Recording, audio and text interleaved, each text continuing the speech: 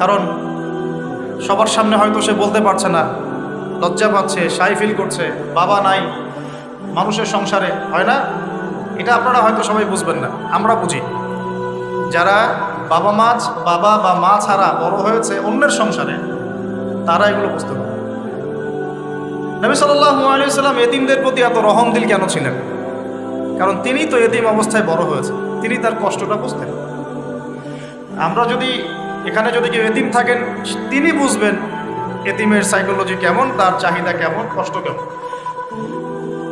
তো বারবার বলে আসছি কয়েকদিন থেকেই, আমাদের তো কারো সন্তান মারা যায়নি, আমাদের কারো সন্তানকে তো বোম মেরে বুলেট দিয়ে গুলি করে হত্যা করা হয়নি, আমরা তো সেই লাশ দাফন করি নাই, পৌঁছালেও কলব পর্যন্ত পৌঁছাবে না। আমার সাথে তো এটা হয় নাই।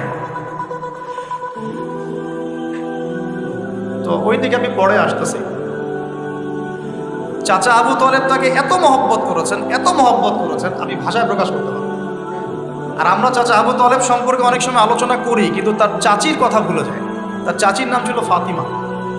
নাম ছিল, এই নামে তিনি তার মেয়ের নাম রেখেছেন। এই ফাতিমা, তার চাচি, নবী সাল্লাল্লাহু আলাইহি ওয়াসাল্লামকে আলাদা করে ডেকে খাওয়াতেন, মহব্বত করতেন। তিনি কিন্তু তার সন্তান না, অন্য কারো সন্তান। একজন মেয়ের পক্ষে অন্যের সন্তান মানুষ করা চারটাখানি কথা না। সতীনের সন্তানই সহ্য করতে পারে না, আর অন্য মানুষের সন্তান নিজের মতো করে মানুষ করা একটা মেয়ের পক্ষে এত সহজও না। তো এই কাজটা চাচি করেছেন। আমি একটা জায়গায় আসতে চাচ্ছি, এত কিছু করার পরেও, সমাজের মানুষের অত্যাচার, নির্যাতন সব থেকে ভাতিজাকে প্রোটেক্ট করার পরেও শেষমেশ তিনি কালিমা লা ইলাহা ইল্লাল্লাহ সাক্ষ্য দেন নাই। শেষ মুহূর্তে নবী সাল্লাল্লাহু আলাইহি ওয়াসাল্লাম বারবার বলছিলেন, হে চাচা, খালি কালিমা পড়েন, আমি আপনার জন্য আল্লাহর কাছে সুপারিশ করব। ব্যাস ব্যাস। তো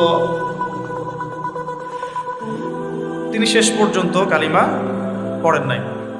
দরকার নাই, আলোচনা শুরু হয়ে গেলে ব্রেকআপ করেন না। তো শেষে কি হলো? কালিমাটা পড়া হলো না? বারবার জিজ্ঞাসা করা হচ্ছে, চাচা আপনি কালিমাটা পড়েন, আমি আপনার জন্য আল্লাহর কাছে সুপারিশ করব।